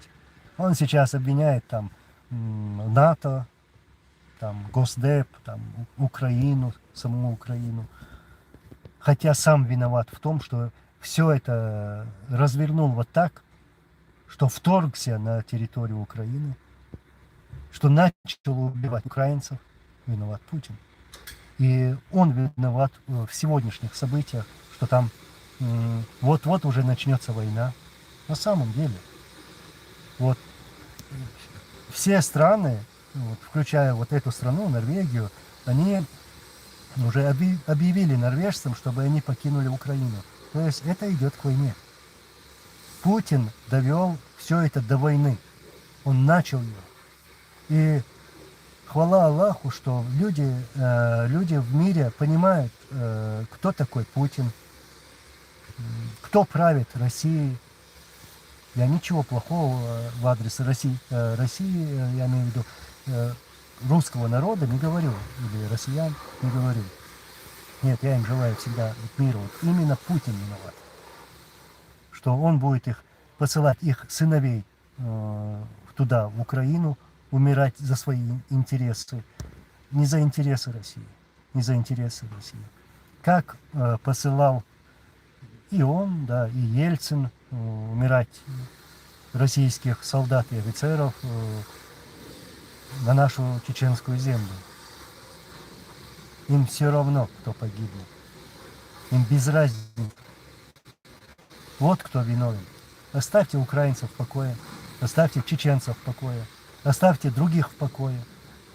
Живите сами по себе там. И устанавливайте свои законы у себя в своей стране. Настолько, насколько позволит вам ваш народ. А я считаю, что народ России должен открыть глаза. Россияне, кто вами правит? Кто виновен во всех этих преступлениях? Вам что, их перечислять? Ладно, я там не говорю сейчас про 300 тысяч чеченцев, убитыми там Ельциным и Путиным. Там, пока об этом не скажу, но просто вспомните взрывов в России, 99-й год. Кто их взрывал? Путин, чтобы прийти к власти, чтобы обвинить чеченцев и начать войну. А вы это проглотили. Призовите Путина к ответу за все его вот эти деяния. Почему россияне должны ехать в какую-то Сирию и умирать там? Почему россиянин должен умирать за личные интересы Путина в Украине? Почему россияне должны умирать на Кавказе? Да хватит уже. Россияне, встаньте и наведите у себя порядок. Ради себя хотя бы. Вот что я хотел бы сказать. А украинцам? Украинцы для нас не только братья по оружию, но и наши братья. И мы вот так давно тесно связаны вместе с украинцами. У нас всегда были хорошие отношения. Я желаю украинцам мира, вот, чтобы был у вас мир и стабильность, чтобы там не было вот таких путинских оккупантов. Буквально недавно я общался с нашими братьями, чеченцами, ингушами, которые стоят вместе с вашими сыновьями в Украине. Вот. Я их лично знаю, общаюсь с ними. И подчеркиваю, что если там что-то еще масштабное будет в Украине, я уверен, что многие чеченцы встанут рядом с вами. Не обращайте внимания на тех российских оккупантов. Там буквально недавно вы видели, как в сторону Украины из Чечни направляются колонны бронетехники. Там. Это не чеченцы, они не наши. Это предатели чеченского народа. Вот. И я хочу, чтобы украинцы отнеслись к этому с пониманием. Мы против всего этого, чтобы чеченцы стали там, поехали бы в Украину убивать украинцев ради Путина. Мы против этого. Я противник этого. И я призываю везде, чтобы мы, чеченцы, оказывали любую помощь украинцам. И мы это будем делать, иншаллах, по воле Аллаха. Вот что я хотел сказать сегодня в эфире. И, наверное, я уже буду завершать.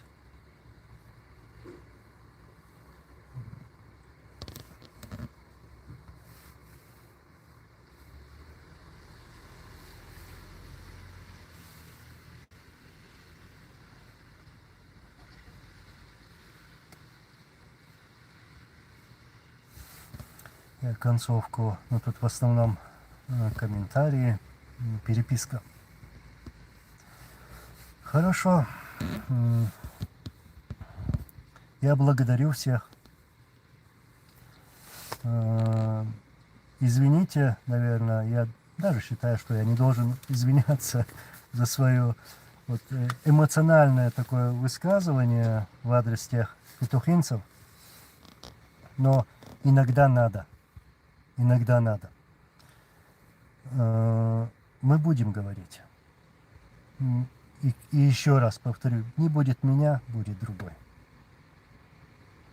Иштхалду. Я еще раз благодарю вас. Дай Аллах, чтобы наступил мир в Украине, в других странах, и у нас, в моей республике. Я желаю только мира всем. Мне как бы нет разницы, какой религии там люди или национальности. Я всем желаю, даже тем россиянам, русским даже. Ламан. А ты, молодец, царик. Дигду Алла рейс вымасана. Кахьек сейчас долча. Кахьек. Волбе. Лырлуш. Иншаллах, шадик дикхальду. Алла рейс вымасана. Еще раз благодарю. Ассаламу алейкум ва рахматуллахи ва баракатуху.